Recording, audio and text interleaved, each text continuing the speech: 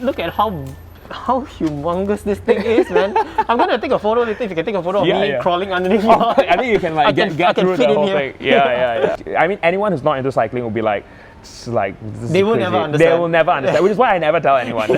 It's like, it's just, it's like, you're putting down more power on the drive side. I mean, so they're going against their words, right? From asymmetric to non-symmetrical. Yes, I mean technically, right? I would say the one thing that Pinarello has been like that the rest have kind of copied is no, because all my friends have terrible experiences with SRAM. Like riding halfway, then like the shifter dies, or something dies, and then like the thing. So like, well, it's good. I do think that it's destroying my bibs. Like what? Really? Yeah. I feel so sometimes like some of my bibs, like they have like, I'm like, hey, why is it so strange? And so I'm not sure. Maybe I shouldn't attribute blame to it, but it feels like it was fine on my. Before this, I was using a Pinarello Most saddle, which was on the Prince FX. I didn't really have issues with it, but in cycling, just itchy, right? And everyone said, "Wow, this one like life changing." So, I is it life changing? Not to me. I guess if you're having some sort of saddle problem, maybe it will work for you. For me, it's fine. It didn't cause me a problem, but my previous saddle also didn't cause me a problem. So this is just called really itchy backside.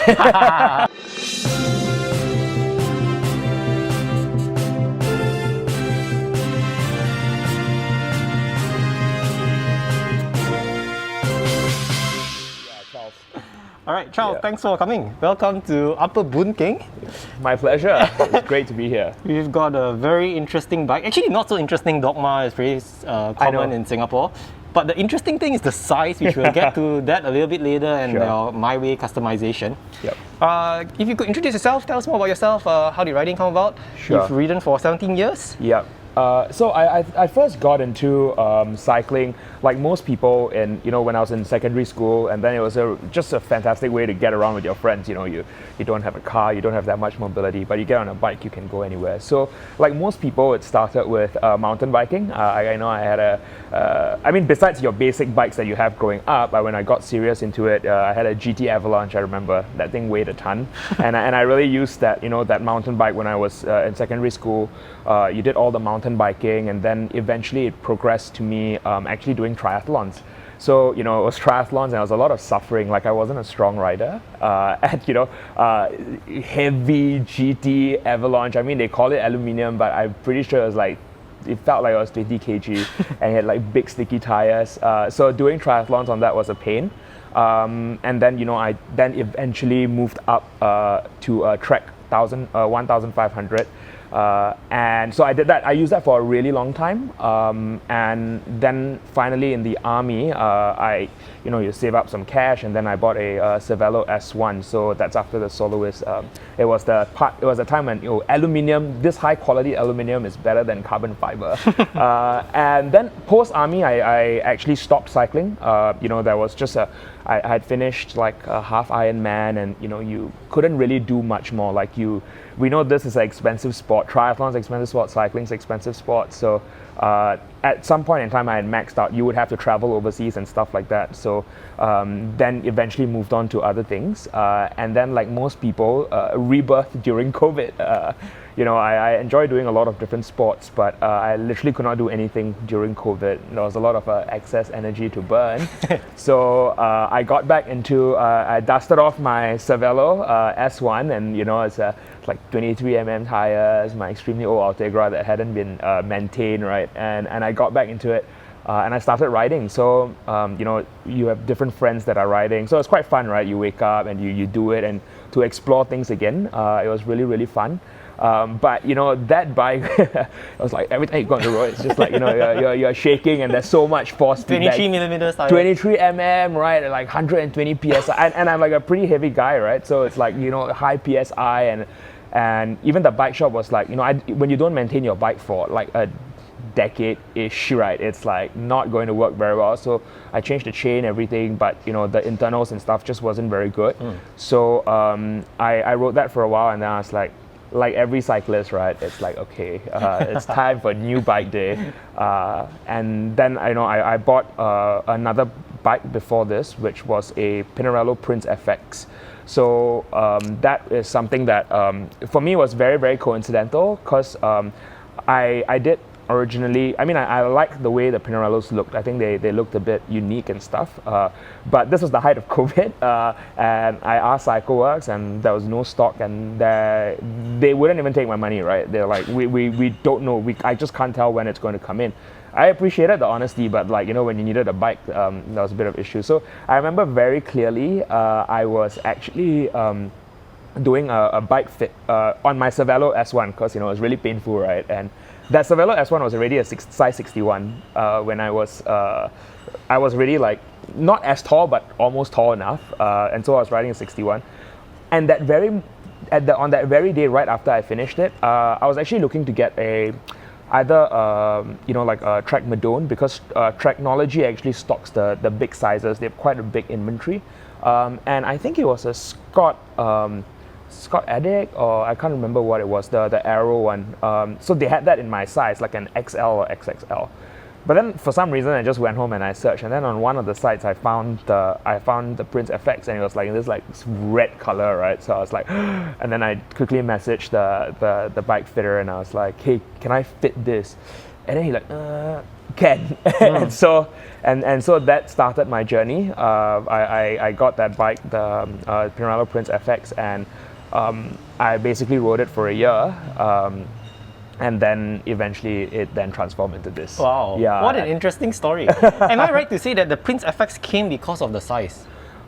It was the Prince FX, yes, because so basically what happened was there's just one size, it was a size 58, and it was the only thing on that site that was left available, and I actually got it like at a bit of a discount, because I think like maybe at 58 was difficult to move, so I couldn't choose anything on the bike. It was just as is, right, with all the components as is. So I saw it and I was like, okay, that was my birthday month. Then I was like, okay. you went to your bike fitter and you asked him, okay, does this size fit me?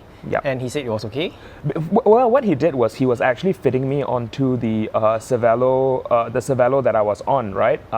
And basically just taking my general measurements, because like it was a size to understand, you know, where my proportions were, so that when I buy the bike, because for someone like me, when I buy the bike and I make a mistake, it's not very easy to get rid of the bike. In fact, I never thought that I would sell the size 58, and miraculously I managed to do it. Who do you sell it to? Who's the guy? Is he another giant? He is a giant. He's a 195 cm giant.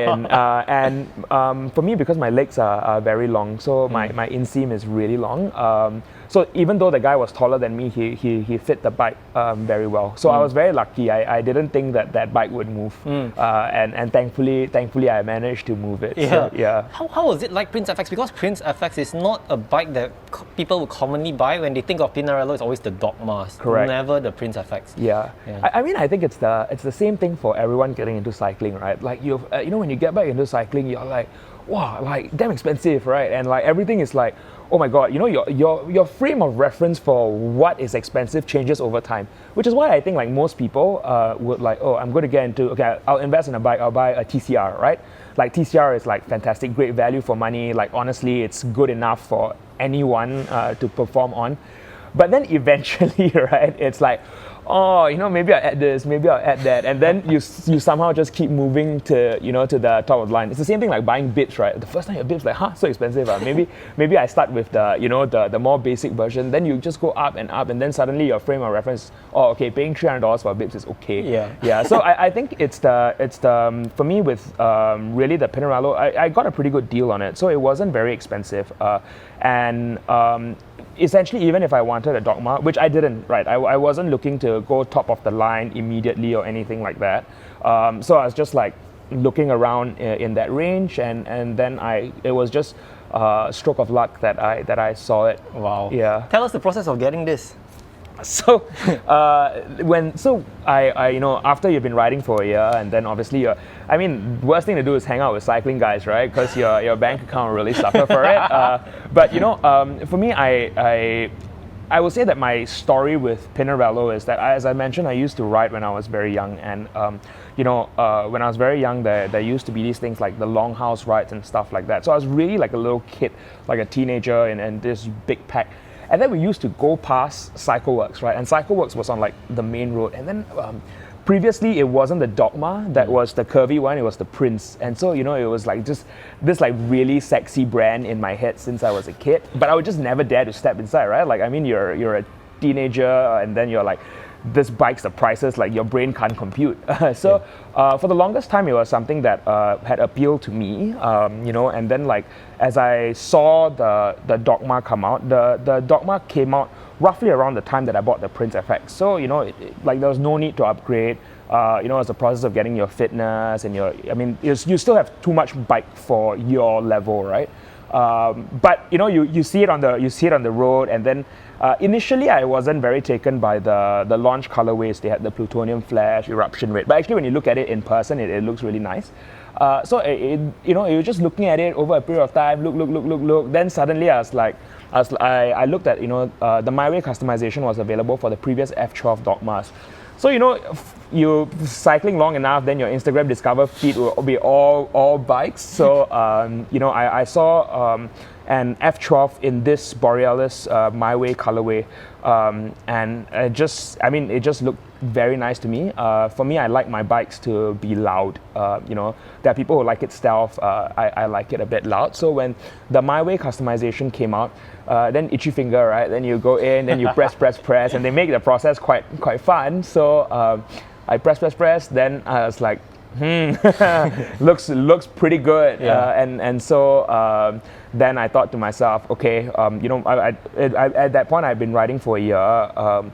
I put on quite a lot of mileage, so it's not a fad for me. And then you have a bunch of friends that are doing it, so it becomes both social, both good activity. It becomes part of your lifestyle. So I was like, okay, maybe if I use the bike, it won't be a white elephant. So I decided to go ahead and place an order for it with CycleWorks, and it was a good thing that I did it because I think they sold out of their allocation like in a few days. Yeah, so now if you want to get one, I think it's a pretty long wait. Right. So back to the customization, a MyWay customization, how much more do you have to top up for that?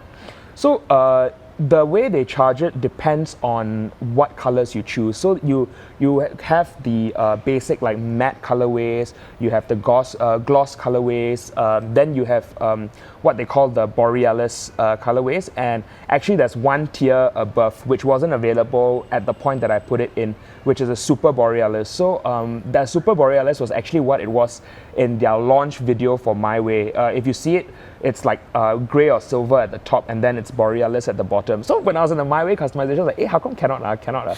But eventually this is what I wanted. So the prices differ based on which option you choose. This was the priciest one. I think Super Borealis is more expensive, and it costs a few $1,000s more. So yeah, so it's and you get to choose between it costs more if you do the handlebar, as in you can see the stem and handlebar. It costs a bit more than the frame is one cost and the handlebar is one cost.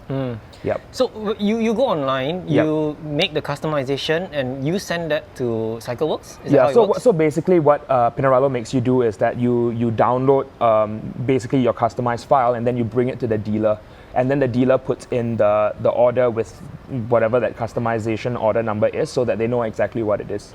Yeah, and then they charge you the price based on exactly what you've chosen. And you bought this during the height of COVID?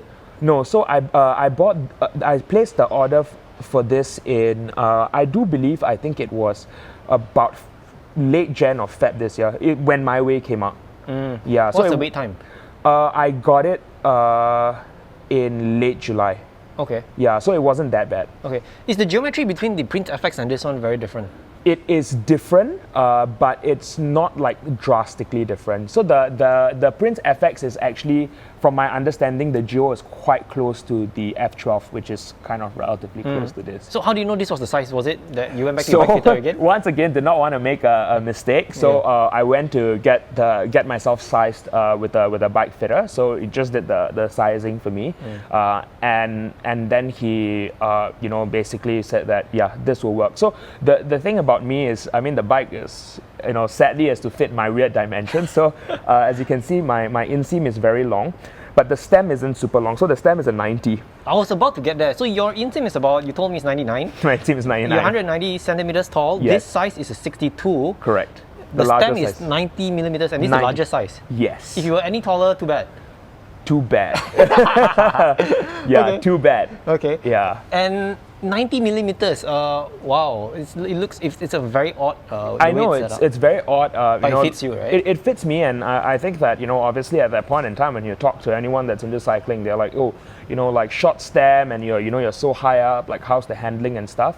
Honestly, to me, I feel like basically my main point of comparison would be the bike I rode the most before this, which is the Prince FX.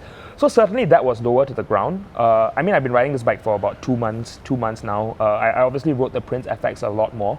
And so I was very comfortable with pushing that bike around.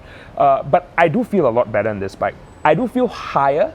So the center of gravity is a bit higher, so I don't know exactly how it'll be. I mean, I've done the cornering and sort of going down at speed and all of that. It feels fine to me, but you are aware that you are a bit higher off the ground, but no real issues with handling, and you ride in big pack groups when you're going at speed and stuff like that. It's been great. Like, actually, I did only the bike sizing. I didn't do a bike fit. Post it, but basically the guy I did the bike sizing with, Adrian, was like, actually you don't need a kind of a fit, because he had already dialed in the measurements. So then CycleWorks just set it up, and like this, after I bought the bike, I was like, okay, why do you do that, right? And so you have some cognitive dissonance, which is like, is it really necessary? Why are you going to do this kind of thing? Then, but when I got on the bike, like, it immediately felt good, and some people might say placebo or whatever, but if you ride enough, and I've been riding a lot, like multiple times a week, you can immediately feel that it just fit quite well. Yep. Is it worth the money, the Dogma F, coming from the Prince FX? I mean, it sounds like a silly question, but the amount that you pay, it's substantially higher. Is it worth that money? So I think that honestly, it really depends, right? You're not going. The amount of money you pay, you're not going to get double the performance. I do think that if you close my eyes, I feel like I could confidently tell you the difference between riding the Prince FX and this. So there's a tangible difference. And I will say that, like, sometimes when I'm riding this, I just catch myself feeling, wow, like, I really love the bike. Like, I just like randomly could be cornering like out of my house. The way it feels, and people use terms like fitness, like stiffness and power transfer and stuff like that. The bike just feels very smooth, and it really feels like when you're putting power, like, it doesn't feel like there's a lot of like power loss, right? Like drivetrain loss, which I felt a lot more with the Prince FX. And so I think that definitely there's a tangible difference. Whether it is worth that price jump, essentially 2 times, it's really up to you. Yeah. I mean, it's difficult to make a case for it, very honestly. It's very difficult to make a case for any superbike. Yeah. As I said, you get a TCR and you're pretty much set. Yeah. But there's a reason why there are a lot of TCRs for sale on the marketplace, on Carousel, right? Because like you start with it, but it's not just about logical pure performance. There's a very big emotional element to it. And I think, it could be, that's marketing, but like they say, right, if you look at your bike, you need to be like happy with it. And so I'll say I'm happy with it. But yeah, I mean, like, just you don't. I mean, anyone who's not into cycling will be like, they will never understand. They will never understand, which is why I never tell anyone. It's like, it's just. That's why we're not disclosing the price to people who are not cyclists here. Yeah, but I mean, as I said, people in the know will know, how much it costs, and it's just a few grand extra specifically for the colorway. Yeah. And the interesting thing about this is when I went for the sizing, actually, if you look at the rest of the whatever equivalent top tier bikes there are, so SL7 Tarmac, Madrone, S5 maybe, I actually don't fit most of them. Just the dimensions don't really work for me, and also people don't really bring in the size. So, if you ask T3 for 61 is the largest SL7 that they don't bring it in. Maybe you find it on the website. I never found it on the website. So it's also a matter of, like, Pinarello just really makes a lot of sizes. They have the most number of, they start at 43. And the funny thing is, when this was being built, this 62 was being built right next to a 43, same color, at the same time. So you can see the disparity if you go to CycleWorks Facebook page. So it's really good in terms of the amount of options they give you with both the stem handlebar and the bike frame size. But what other brands or frames would fit you besides the F? So for example, I have another, my trainer bike and my N+1 is, I have a Cat 13, a Cannondale Cat 13. So that's a size 62, 61, 62. So you know that fits me. Other than that, there's not much. There's actually a list that he sent me, but a lot of it are the older bikes, because now with all the top end bikes going full integration, it's very difficult to, the stem and the handlebar, they're all combined with each other, right? So I just didn't really have that many options. I think I could have fit the Madone. I did go to try the Madone, and I did try the Madone right before I bought the Prince FX. But it really was, you ride around technology, how are you going to tell, right, whether a Madone is good or not? It seems like a pretty fast bike, but it was the aesthetics of the Prince that won it for me. And since then, I was like, oh, okay, if I fit this, yeah, it works lah. But in terms of sizing, so the pros generally they downsize, get long stem, slam it all the way down. Would that have worked for you? So maybe you go one size down, long stem, slam. It would not have been ideal for me. And the thing is, I guess for the pros, if they're racing and maybe they're a lot more flexible. Definitely, I think that makes sense. I think people like to go a bit smaller. It basically just would not have been comfortable for me. We did try a range of different sizes, but it just doesn't work for me. So the thing is, no matter how aerodynamic the bike is, I am the biggest obstacle. I'm not super aerodynamic on the bike. I try to be, but the long leg, short torso, it does really work against you. Yeah. Dogma F, tell us what is the main differences cosmetically between the F and the F12. How can people tell them apart? So I think in the F12, right, the seat stays, they have this asymmetric design. Here it's a bit more. They finally fixed that. Yeah. They gave the explanation of you're putting down more power on the drive side. So they're going against their words, right? From asymmetric to non-symmetrical. Yes, technically, right. I would say the one thing that Pinarello has been that the rest have kind of copied is that they just say you're just one bike, right? You climb, you descend, you go aero, you go fast. They built one bike, and then now the SL7 is doing it. It's because they've never had a aero bike or a climbing only bike, right? So it's one bike. And, yeah. So I think that it's when you look at it, but it's just a lot more curvy, I guess. But more or less, I think that you just basically look at the F logo and then this F, and then you'll be able to tell. And I think the tubings are much more thinner as well, right? Yes, correct. Okay. Yeah, but it could be a function of the different sizes, right? So the F12 does look a bit thicker. Yeah, and also for me, they typically come back with the seat post with a setback. So for me, I had to do the zero offset seat post. That's basically the only way I could have fit on this. Right. Yeah. Could you tell us more about what you have on the bike and the reason why you got them? So actually, everything on the bike is pretty much standard from the store. I had chose the option. So basically, it's the Dura-Ace 12-speed. Why Dura-Ace? I've been using Shimano sort of all my life. My mountain bike has SRAM, but then other than that, the road bikes are all on Shimano. Ever thought of trying SRAM? No, because all my friends have terrible experiences with SRAM. Like riding halfway, then the shifter dies, or something dies, and then the thing. So it's never really been I never really looked into it. And to be very honest, I tried my friends' bikes, right? So the SRAM shifting is also not very intuitive to me. So for me, it's I know that Shimano has worked well for me.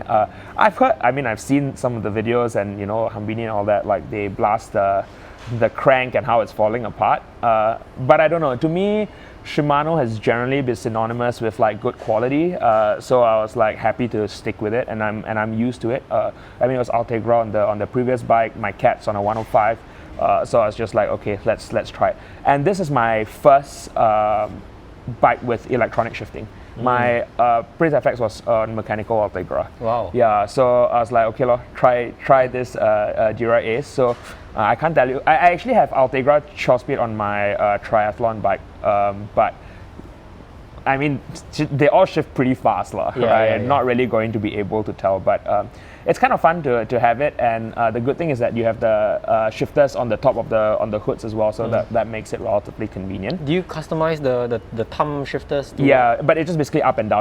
Okay. Right, yeah. To your Garmin, or what do you have? Wahoo? No, I have a Wahoo. Okay. Yeah, it's just took it off, but yeah, I use just a Wahoo bolt. But just in terms, it's just shifting. So I mean, most of the time you're spending on the hoods as well, right? So yeah, sometimes when you get into the arrow position, then it's quite convenient to use it. So that's why Dura-Ace. And then basically the pedals is Ultegra, because I'm using the Favero Asioma power meter. Duo? Yes, Duo. And I mean I was using that on my previous bike, so I just ported it over.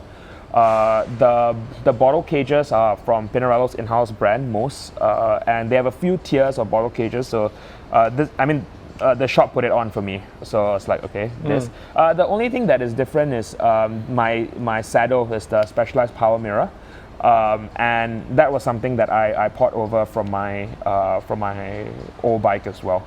Yeah. Power mirror, how is it? Well, it's good. I do think that it's destroying my bibs. Like, what? Really? Yeah. I feel so sometimes. Like some of my bibs, like they have like I'm like, hey, why is it so strange? And so I'm not sure.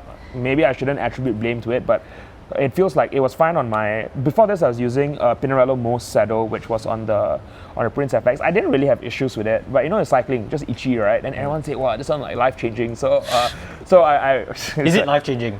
Not to me. I guess if you're having some sort of saddle problem, maybe it will work for you. For me, it's fine. It didn't cause me a problem, but my previous saddle also didn't cause me a problem. So this is just called really itchy backside. Literally. Then you go and change. The lights, I was using the exposure. Tracer exposure. I love this. I have them on my bike. Yes. One thing I hate is the bloody charging port. Yes, it's a bit annoying to pull the thing. Yeah, and it doesn't play nicely with the power mirror saddle, which is why you see I have the Stix, because must have been one morning I tried to put in and then probably never kept properly, so then it fell off. And the exposure? Yeah, so I only have the front light now. Okay. Yeah, I only have the front light and not the back light. So the back light have the Stix because it just plays nice with the power mirror, and that light has been great. The charge, it holds charge really very long. It's bright enough. It fits in well. Feels pretty secure. So I'm pretty happy with it. But on the lights, two people I interviewed said they had issues with the lights dropping off from the hold. Because it's held by this USB and then there's another cover over it, right? Yeah, so when I first got it, I was like, I don't think this is going to last. So, I mean, I don't know. Like, I mean, it does seem like it'll be an issue because especially when you need to charge it, right? You have to pull back the flap and then you just basically stick it into a USB, right? So, to me, it seems like it will probably come loose at some point. But it's still relatively early days for this. I mean, it's been like a couple of months, so I'll give you an update when it fails. But I've also, conversely, basically, the reason I got it is because I have a lot of friends that have been using it for a really long time and they have no issues. So, so I don't know. Yeah. Last but not least are the wheels. Dura-Ace C60. Yes. Not very common. Used to be, in their heyday, Dura-Ace used to be very popular. Correct. Reason for this? Once again, it was one of those things where you have many options with wheels.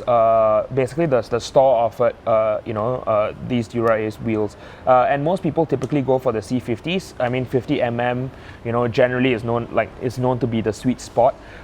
So two things. I got the C60s. It's simply an aesthetic choice because the bike is so big. So I wanted to balance it out a bit, and I already have 50 wheels at home, so I was like, okay, let's put the 60s on and try it. And most of the time I'm doing things that are, in Singapore you're riding, it's like mostly flat. I mean, even Faber, right? Like it's really not a big issue. So I got it, and pretty good reviews from other people who had been riding it. So usually, I mean, honestly, you go online to read about wheels and reviews, it's really very hard to find any sort of real trusted source. But what compounded the problem was that there really wasn't any reviews on this because they released it together with the Ultegra wheels, and that's when they released the whole new Dura-Ace 12 speed.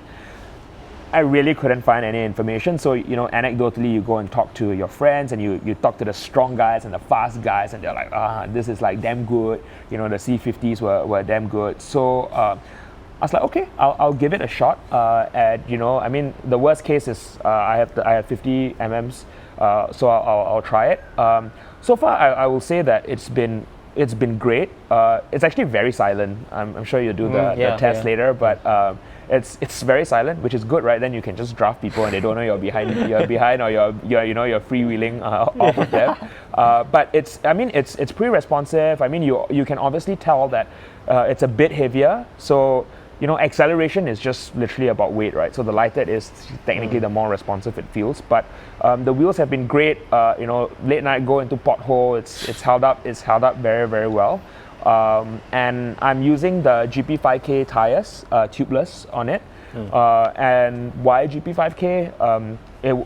I tried it tubeless for the first time on my previous bike. 10,000 km, 0 punctures. Could be a lot, but it works, so it's just like, okay, I'll stick with it. But you came from clinchers with 120 psi now to tubeless. Can you convince me? So I think that it definitely is. I mean, I have no punctures, right? I did get that on clinchers. When you go back to riding 120, so I just haven't swapped out from my tri-bike yet, but that's on clinchers. The comfort is a big thing, you know. And I don't know whether it's faster, right? The logic is that if it's lower PSI, more surface area, more grip, it's technically faster.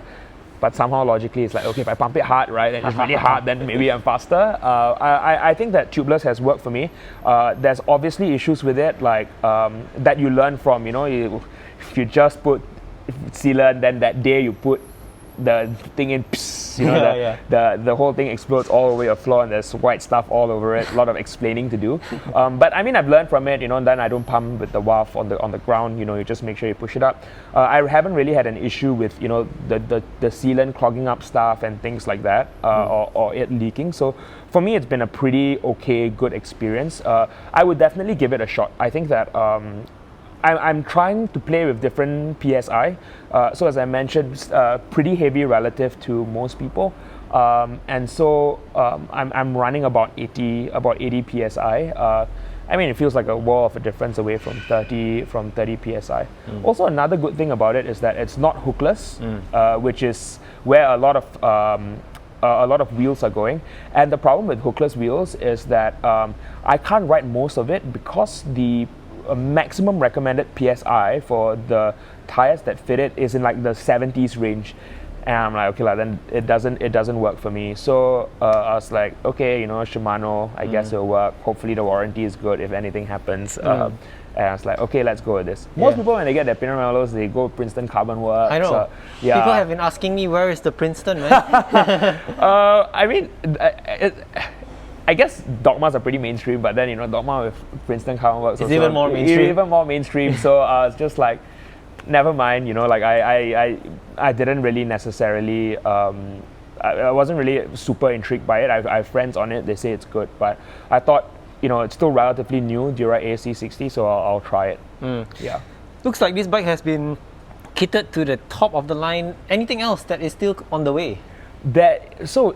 No. I mean, I really, okay, I think there's a couple of things that people have asked me to do. I mean, one is the BB. I'm just running the Shimano BB. You know, always there's the ceramic speed question, and yeah, I really feel the difference.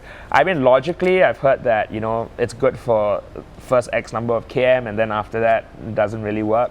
I'm pretty happy with this. The reason I didn't put it in, I was like, okay, let's see how it feels. Like, there's no real basis for comparison if immediately I had started with it.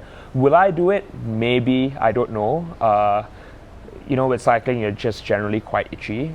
So maybe I'll try it. I mean, the good thing is you have lifetime warranty and all that sort of thing, but not really a top priority for me. I'm just enjoying riding the bike. And you know, yeah, but maybe I'll wax my chain. I'm very lazy. So what's this, on a loop? Yeah, it's just a normal loop. And have you tried wax?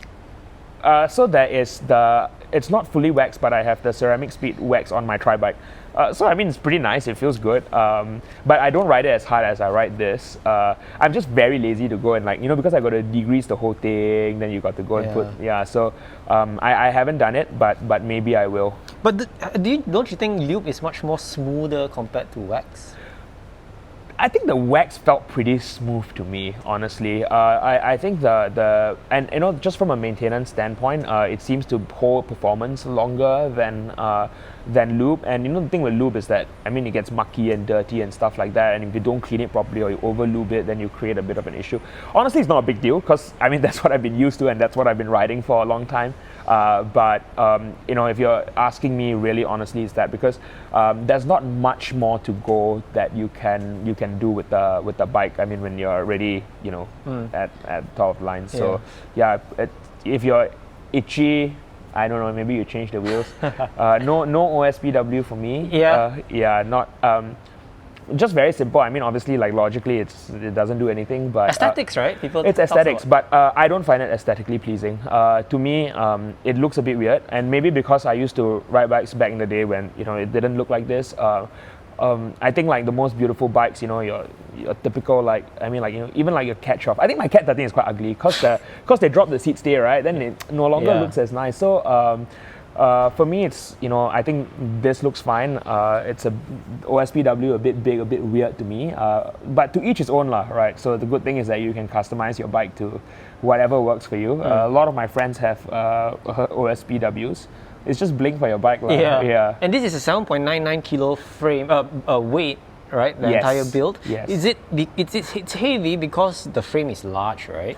I mean, it's a 62. So whenever you have whenever anyone tells you the weight of the bike, they're probably I mean, the manufacturer, they're probably looking at a 52 or like a 51.5. So this is 62, and it's probably heavier now. I put more sealant into my tires, but for me, not really super concerned about it. The bike feels great.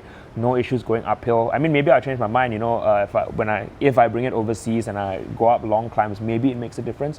But to me, it's no real big issue to me. Yeah. What do you think? Last one, but what was the review like on the frame performance-wise? Anything that you don't like about it? What could Pinarello could have done differently? Honestly, to me, it feels pretty great. Like it feels like almost playful, like from responsive. No real drivetrain loss. I mean, I suppose they could have made it lighter, but they have that whole thing about if they make it lighter, they compromise on the structural integrity of the frame or whatever. So I mean, honestly, I don't know, but then again, maybe someone who's more experienced than I am, like I don't have the luxury of trying that many bikes. If I was a bit more conventional bikes, I just can buy, sell. So to me, it feels pretty great. I don't ride it and think, maybe there's something missing from it. So I'm pretty happy with it.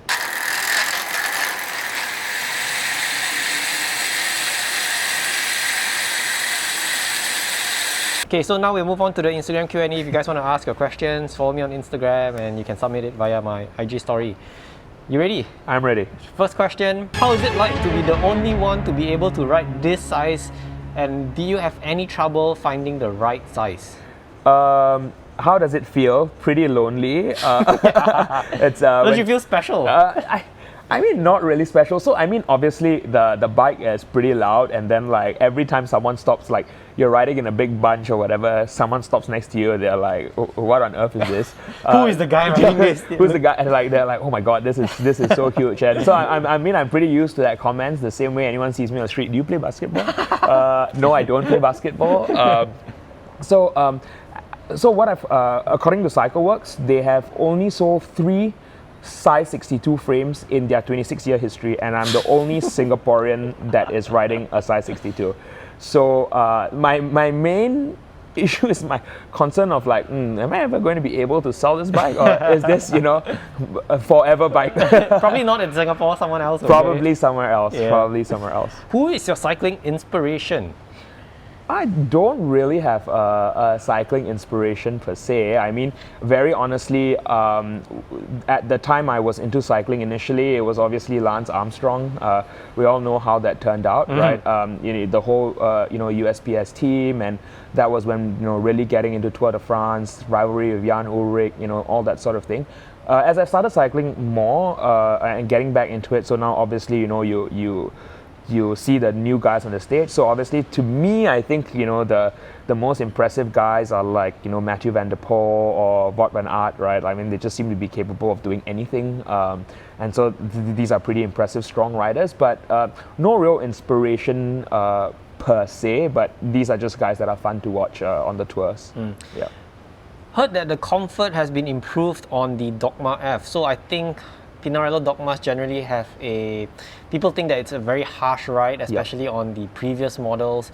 What do you have to say about that? And is it a good or a bad thing that is it harsh? So I think that I can't speak to it because I wasn't on the F12.